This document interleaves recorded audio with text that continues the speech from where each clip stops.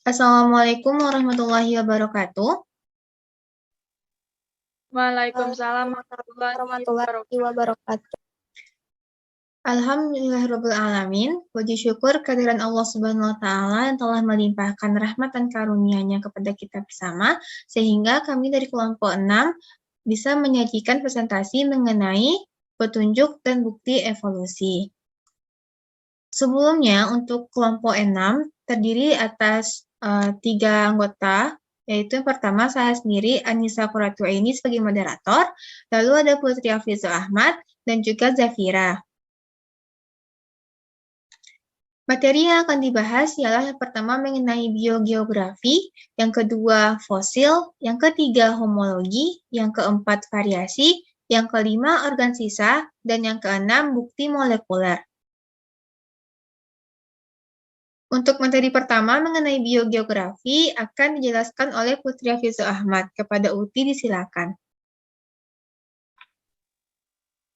Baiklah, terima kasih moderator. Saya Putri Hafizul Ahmad akan menjelaskan materi pertama mengenai biogeografi. Nah, yang pertama kita harus tahu dulu apa sih arti dari biogeografi. Jadi, biogeografi itu merupakan salah satu cabang dari ilmu biologi yang mempelajari makhluk hidup dan geografi dalam kaitannya terhadap penyebaran dan distribusi hewan dan tumbuhan. Nah, dengan kata lain, biogeografi ini merupakan cabang ilmu yang mempelajari distribusi organisme di permukaan bumi. Nah, adapun bukti-bukti evolusi secara biogeografi, yang pertama adalah bentuk paruh burung finch di Kepulauan Galapagos. Nah, jika diamati, burung finch yang hidup di Kepulauan Galapagos itu memiliki bentuk paruh yang mirip dengan bentuk paruh nenek moyang burung finch yang hidup di Amerika Serikat. Nah, kemungkinan di masa lalu mereka berimigrasi ke Galapagos, kemudian beradaptasi dengan lingkungan dan jenis makanan yang tersedia di pulau tersebut. Nah, proses adaptasi inilah yang kemudian memunculkan 14 spesies burung finch dengan bentuk dan ukuran paruh yang berbeda. Nah, ini adalah gambar dari variasi burung finch di Kepulauan Galapagos. Next, ya.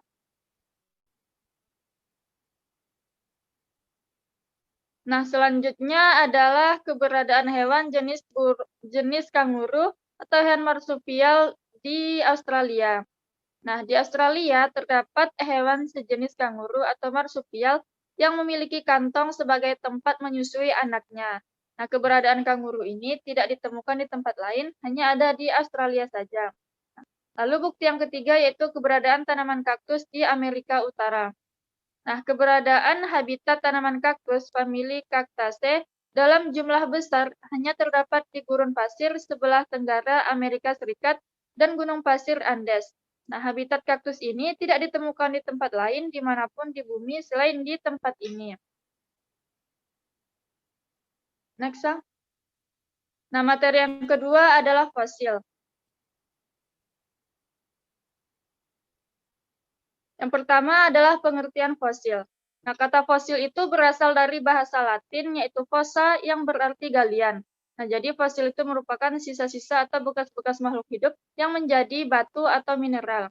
Nah, untuk menjadi fosil, sisa-sisa hewan atau tanaman ini harus segera tertutup sedimen. Nah, adapun hewan atau tumbuhan yang dikira sudah punah, tetapi ternyata masih ada, itu disebut dengan fosil hidup. Nah, beberapa fosil hidup antara lain yaitu ikan koelekan dan pohon ginkgo. Nah, yang kedua adalah pembentukan dari fosil.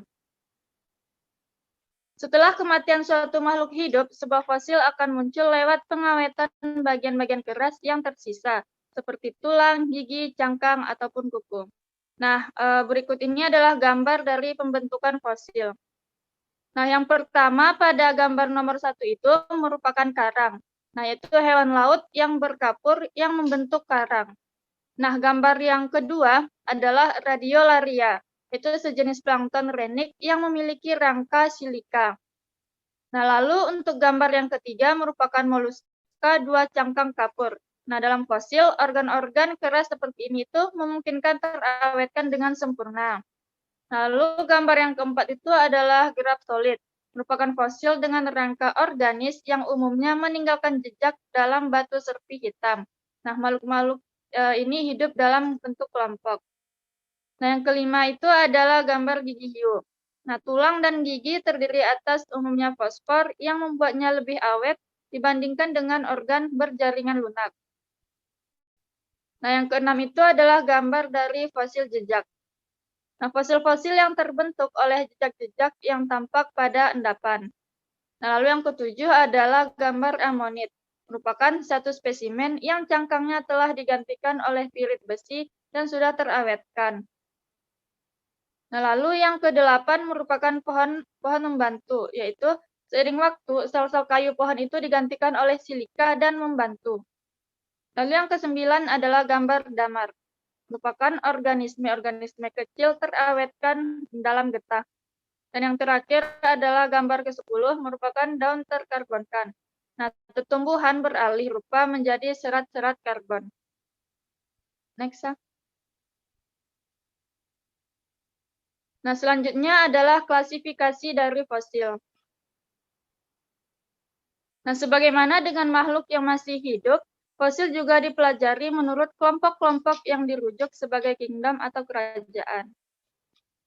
Nah, di abad ke-19, fosil-fosil itu dikelompokkan bersama menurut dua kelompok dasar, yaitu berdasarkan tumbuhan ataupun hewan. Nah, sesuai dengan pengelompokan fosil yang dikembangkan di tahun 1963, fosil dipelajari menurut 5 kerajaan terpisah. Nah, yang pertama adalah Animalia fosil. Fosil dari kerajaan hewan dengan spesimen tertua yang diketahui berasal dari 600 juta tahun silam. Nah, yang kedua dari Kingdom Plantae fosil. Nah, fosil dari kerajaan tumbuhan dengan spesimen tertua yang diketahui berasal dari 500 juta tahun silam. Yang ketiga dari Kingdom Monera fosil. Nah, fosil bakteri tanpa inti dengan spesimen tertua yang diketahui berasal dari 3,9 miliar tahun silam. Lalu yang keempat dari Kingdom Protoctista fosil. Nah, fosil organisme bersel tunggal. Spesimen tertua yang diketahui berasal dari 1,7 miliar tahun silam. Dan yang terakhir dari Kingdom fungi fosil, yaitu fosil organisme bersel banyak. Nah, spesimen tertua yang diketahui itu berasal dari 550 juta tahun silam. Next, ya. Nah, yang selanjutnya adalah data fosil kuda. Nah, salah satu catatan fosil paling lengkap yang dapat dipercaya untuk menjelaskan proses evolusi adalah catatan fosil kuda. Nah, fosil kuda itu ditemukan oleh Mars dan Osborn. Fosil kuda ini diperkirakan umurnya lebih dari 40 juta tahun. Adapun urutan evolusi dari fosil kuda yaitu Eohippus untuk kuda zaman Eosin, lalu Mesohippus, lalu Merysippus, lalu Pliohippus, lalu Equus atau kuda zaman sekarang. Nah, adapun beberapa fosil kuda yang ditemukan pada zaman yang berbeda yang dapat dijadikan salah satu petunjuk evolusi. Nah, berikut merupakan deskripsi masing-masing fosil kuda pada masa yang berbeda. Next, ya. Yang pertama, pada masa Eohippus, nama lainnya adalah Hyracotherium. Adapun ciri-cirinya, yang pertama, hidup pada masa Eosin. Yang kedua, ukuran tubuhnya itu hanya sebesar kucing atau kancil dengan tingginya sekitar 30 cm, sehingga mudah menyelinap di antara semak belukar. Ciri yang ketiga, merupakan pemakan semak belukar kalau dilihat dari struktur giginya. Itu giginya berjumlah 22 dengan gigi geraham terspesialisasi untuk menggiling makanan. Lalu ciri yang keempat, kakinya memiliki beberapa jari yang berguna untuk menggali dan mengais akar-akar yang lunak. Ciri yang kelima, kaki depannya itu ada 4 jari, jari 1 rudimen, kaki belakangnya itu 3 jari, jari 1 dan 5 rudimen. Next, ya. Nah, yang selanjutnya adalah pada masa Meohippus. Ciri-cirinya, yang pertama hidup pada masa Oligocene, yaitu 34-24 juta tahun yang lalu. Ciri yang kedua, ukuran tubuhnya lebih besar dari Eohippus. Ciri yang ketiga, merupakan pemakan rumput dengan gigi lebih lebar dan bermahkota, email yang cukup tebal dan menggigit dan mengunyah rumput. Nah, gigi serinya itu melebar dan pipih untuk menggigit rumput. Ciri yang keempat, kakinya itu memiliki 3 jari saja. Ciri yang kelima, kaki depan dan belakangnya pada jari 1 dan 5 mengalami rudimen. Next. Selanjutnya adalah Merysippus. Adapun ciri-cirinya, hidup pada masa Miosin, yaitu 24-6 juta tahun yang lalu. Ukuran tubuhnya itu lebih besar dari Miohippus, merupakan kuda pemakan rumput, dengan gigi lebih kuat dan rahang semakin lebar untuk menggiling rumput. Kakinya memiliki 3 jari saja, dengan jari kedua dan 4 itu kecil tidak sampai menyentuh tanah. Lalu ciri yang kelima, kaki depan dan belakang, pada jari 1 dan 5 itu mengalami rudimen, dan jari kedua dan 4 kecil tidak menyentuh tanah. Next. Nah, selanjutnya adalah Equus. Nah, fosil kuda termuda adalah Equus yang sudah ditemukan sejak 1 juta tahun yang lalu. Equus sama dengan kuda masa sekarang. Nah, berikut ini adalah gambar dari skema rekonstruksi evolusi kuda berdasarkan bukti fosil. Baiklah, mungkin sekian materi yang dapat saya sampaikan. Saya kembalikan kepada moderator.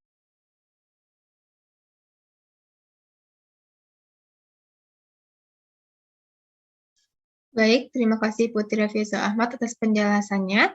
Selanjutnya mengenai homologi akan disampaikan oleh Vira. Kepada Vira disilakan.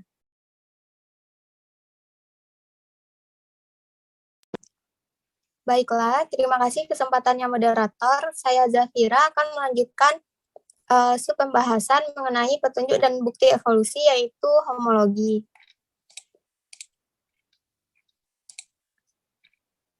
Homologi ini merupakan kemiripan dalam ciri khusus yang dihasilkan dari leluhur yang sama atau disebut dengan homologi. Dan tanda-tanda anatomi seperti itu disebut dengan struktur homolog. Petunjuk tentang adanya evolusi dapat dipelajari dari studi tentang struktur organ berbagai makhluk hidup yang memiliki kesamaan. Next, ya.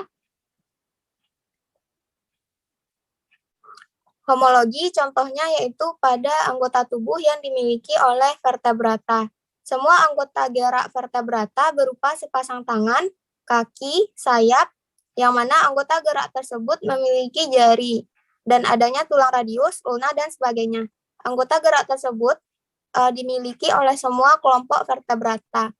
Kemudian kesamaan anggota gerak tidak hanya meliputi tulang, tetapi juga otot, saraf, persendian, dan juga pembuluh darah. Semua kesamaan menunjukkan bahwa organ tersebut berasal dari struktur yang sama dan biasanya kita kenal dengan istilah homolog, seperti yang sudah dijelaskan tadi. Next, ya.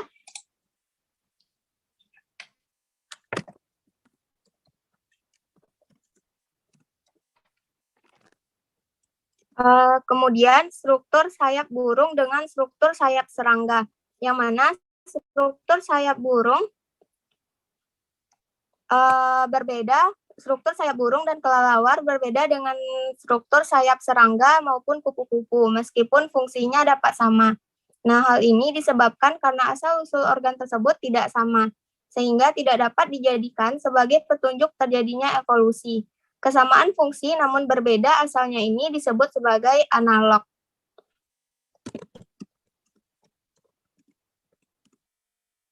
Next, ya. Adanya homologi organ menunjukkan terjadinya perkembangan evolusi secara divergen. Evolusi divergen merupakan evolusi dari satu spesies yang menghasilkan beberapa spesies yang memiliki anatomi tubuh yang sama.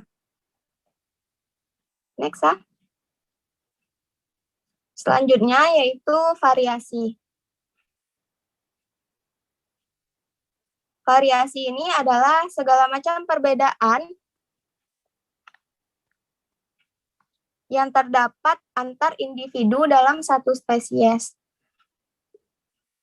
Nah, variasi ini dapat terjadi karena pengaruh berbagai faktor seperti suhu, tanah, makanan, dan juga habitat. Oleh karena itu, dengan adanya variasi, ini merupakan bahan dasar petunjuk terjadinya evolusi yang menuju ke arah terbentuknya suatu spesies yang baru. Next, ya. Variasi ini terbagi dua. Yang pertama, variasi dalam satu keturunan. Adanya perbedaan kondisi alam dari satu tempat dengan tempat yang lain dari satu waktu dengan waktu berikutnya akan memberikan kesempatan kepada makhluk hidup di dalamnya untuk menyesuaikan diri. Nah, akibat dari usaha untuk menyesuaikan diri inilah maka timbul variasi. Fakta adanya variasi pada makhluk hidup di sekitar akan menjadi petunjuk pertama terjadinya evolusi. Nah, ini merupakan gambar dari variasi makhluk hidup dalam satu spesies. Next. Selanjutnya yaitu variasi makhluk hidup akibat penyebaran geografis. Makhluk hidup yang berasal dari satu spesies yang hidup pada satu tempat setelah mengalami penyebaran ke tempat lain yang sifatnya dapat berubah. Perubahan ini terjadi dikarenakan di tempat yang baru makhluk hidup tersebut harus beradaptasi demi kelestariannya. Yang kemudian adaptasi yang bertahun-tahun tersebut dilakukan akan menyebabkan semakin banyaknya penyimpangan sifat bila dibandingkan dengan makhluk hidup yang semula. Yaitu contohnya dua tempat yang dipisahkan oleh pegunungan yang sangat tinggi atau samudera yang sangat luas mempunyai flora dan fauna yang berbeda sama sekali. Perbedaan susunan flora dan fauna di kedua tempat itu antara lain disebabkan karena adanya isolasi geografis. Selanjutnya yaitu mengenai contoh variasi makhluk hidup akibat penyebaran geografis. Contohnya adalah mengenai bentuk paruh burung finch yang ditemukan Darwin di Kepulauan Galapagos. Dari pengamatannya, tampak burung-burung tersebut memiliki bentuk paruh dan ukuran yang berbeda, yang menunjukkan mempunyai hubungan dengan finch yang ada di Amerika Selatan. Hal ini mungkin karena burung itu bermigrasi ke Galapagos. Mereka menemukan lingkungan yang baru yang berbeda dengan lingkungan hidup moyangnya. Next lah.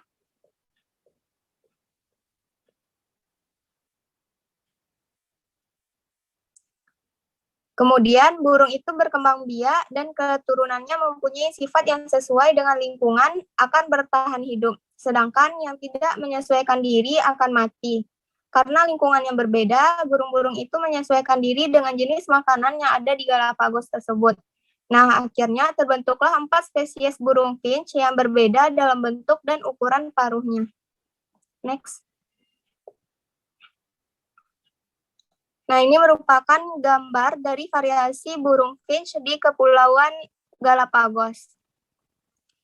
Sama halnya dengan makhluk hidup yang lainnya, tidak hanya burung finch yang diciptakan bervariasi, melainkan juga pada tumbuhan, manusia, dan juga hewan.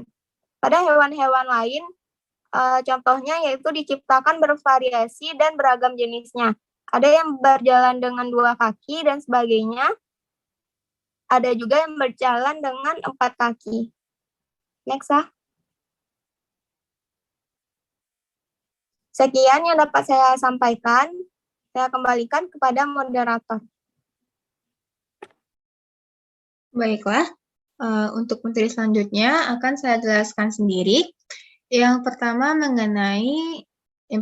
materi kelima ini mengenai organ sisa. Organ sisa atau organ vestigial. Organ vestigial merupakan organ sisa yang tidak berguna lagi, merupakan sisa historis dari struktur yang memiliki fungsi penting pada leluhurnya. Organ sisa berawal dari kematian gen atau non-functionalization atau pseudigen yang berakibat pada kematian organ atau juga disebut dengan vestigial organ. Contoh petunjuknya ialah yang pertama adanya tulang kaki pada ular, yang kedua ada gigi taring pada manusia, yang ketiga ada otot penggerak telinga pada manusia. Yang keempat ada umbai cacing pada manusia.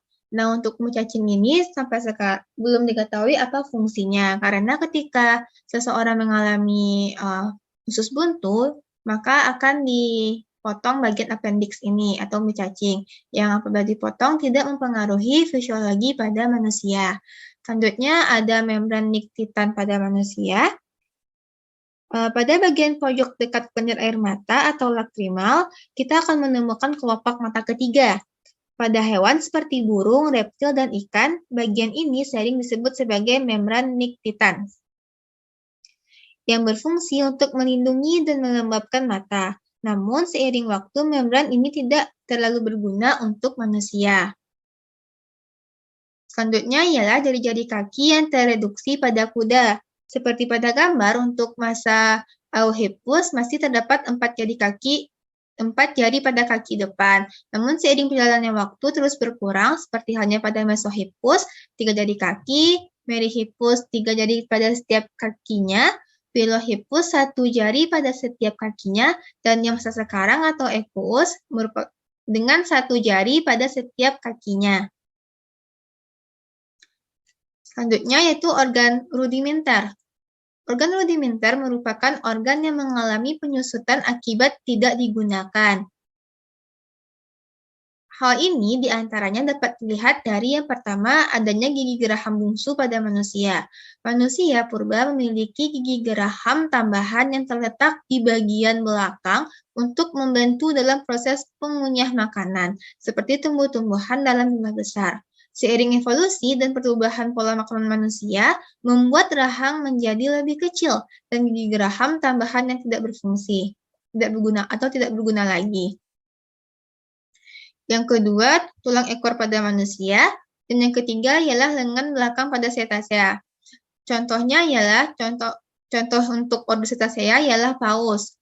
Sebagai contoh, paus sekarang tidak memiliki tungkai atau lengan belakang, tetapi memiliki sisa-sisa tulang pelvis dan kaki leluhur daratnya yang berkaki 4.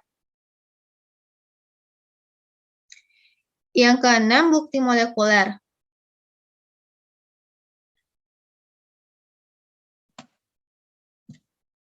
Hubungan evolusi di antara spesies dicerminkan dalam DNA dan proteinnya atau dalam gen dan produk gennya. Jika dua spesies memiliki pustaka gen dan protein dengan urutan monomer yang sangat bersesuaian, urutan itu pasti disalin dari nenek moyang yang sama.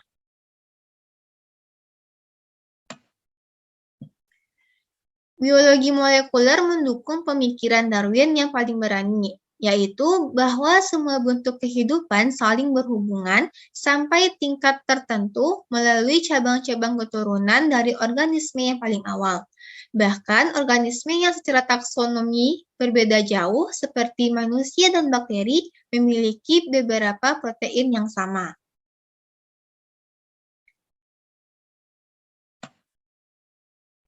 Dengan demikian, bahasa kode genetik telah diturunkan melalui cabang pohon kehidupan sejak permulaan munculnya kode genetik tersebut pada bentuk kehidupan yang lebih awal. Jadi, molekuler atau biologi molekuler telah menambahkan babak terbaru dari bukti-bukti bahwa evolusi adalah dasar kesatuan dan keanekaragaman kehidupan. Contohnya, pada perkembangan genetika molekuler, terutama sekali pada sequencing DNA atau urutan nukleotida pada DNA, telah membuat para ahli biologi mempelajari catatan evolusi dari struktur genetika organisme. Tingkat kesamaan dan perbedaan dalam urutan DNA dari spesies modern membuat ahli genetika dapat merekonstruksi garis keturunan mereka.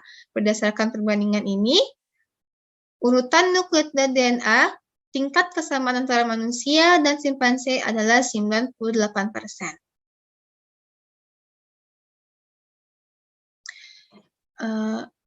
Dengan berakhirnya materi telah saya sampaikan, maka berakhir pula penyampaian materi mengenai petunjuk dan bukti evolusi dari kelompok 6.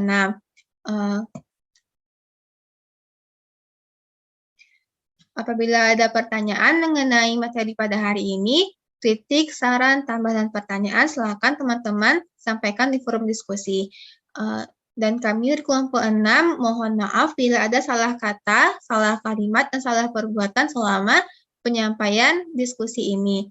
Dan kami akhiri dengan Assalamualaikum warahmatullahi wabarakatuh. Waalaikumsalam warahmatullahi wabarakatuh.